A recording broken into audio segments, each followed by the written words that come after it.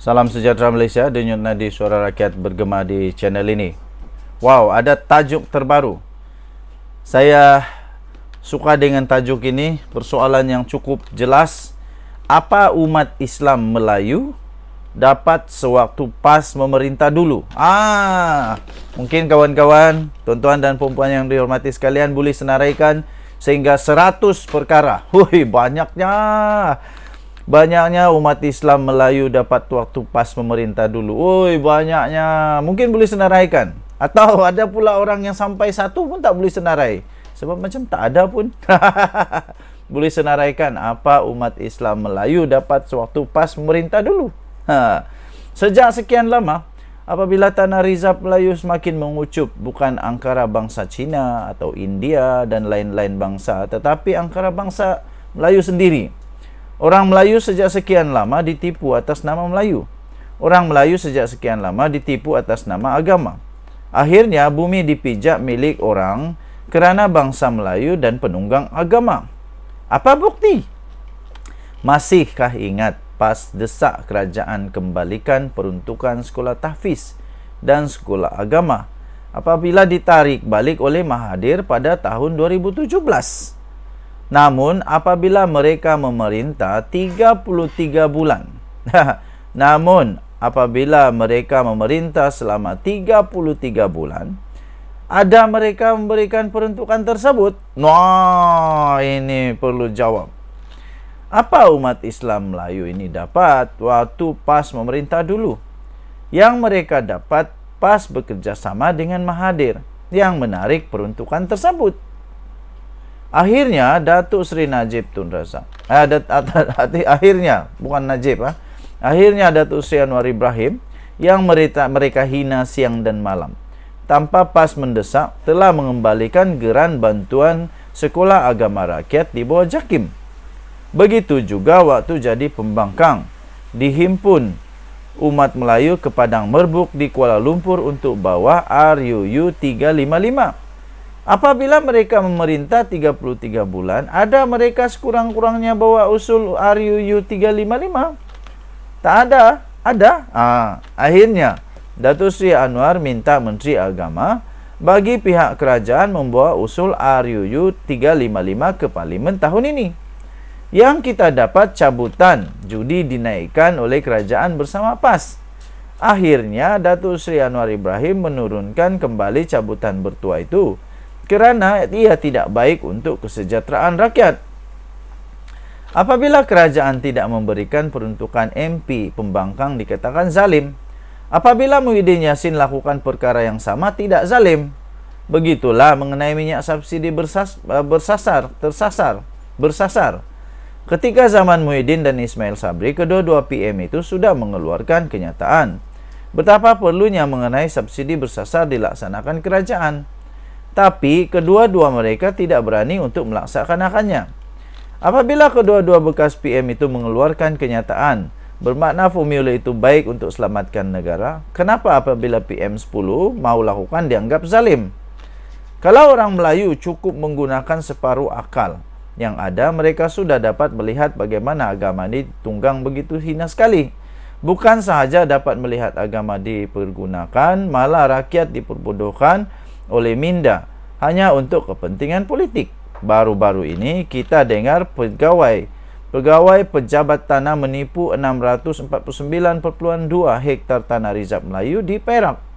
Hilang begitu sahaja tanah yang begitu luas kerana ada yang sanggup menipu hak milik tanah rizab Melayu. Seperti biasa, bab salah guna kuasa ini tidak perlu disebut nama atau wajah.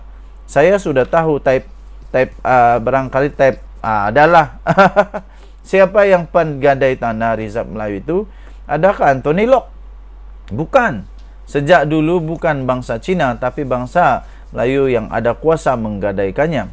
Sejak zaman Kesultanan Melaka hingga mat kilau, bangsa Melayu sendirilah yang menghasilkan bangsanya sendiri.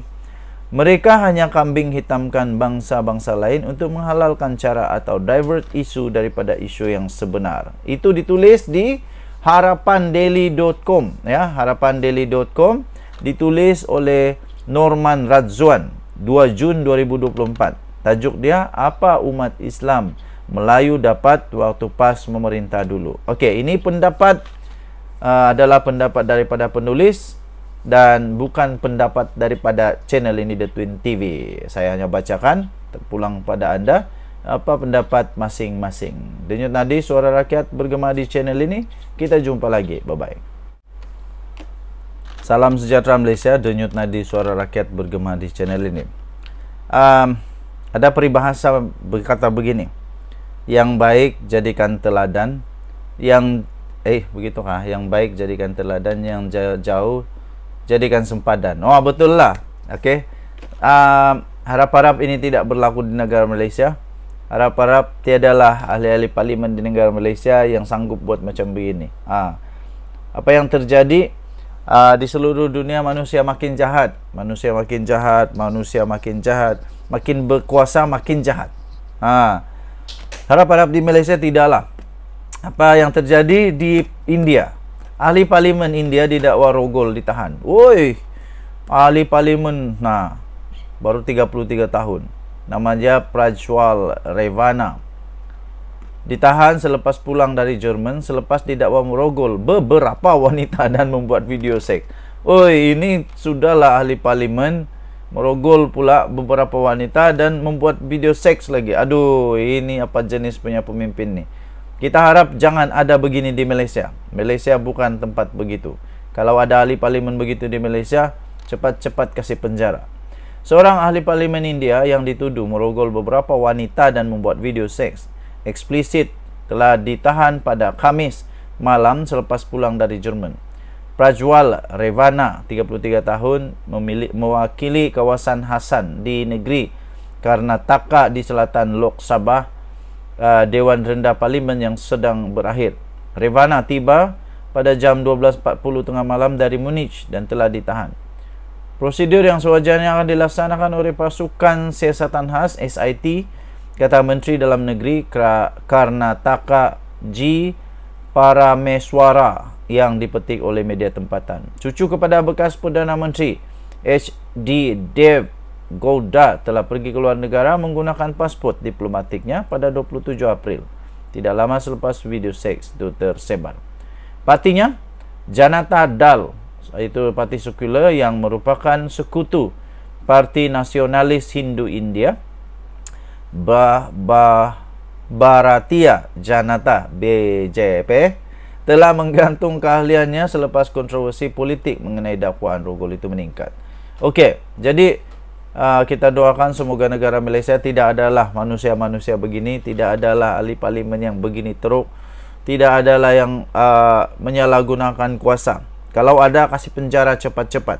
Kalau ada, semoga ada rakyat Malaysia yang cukup berani untuk membuat pendedahan. Ada rakyat Malaysia yang cukup berani untuk membuat laporan polis dan sebagainya. Jangan takut, ada undang-undang di negara Malaysia.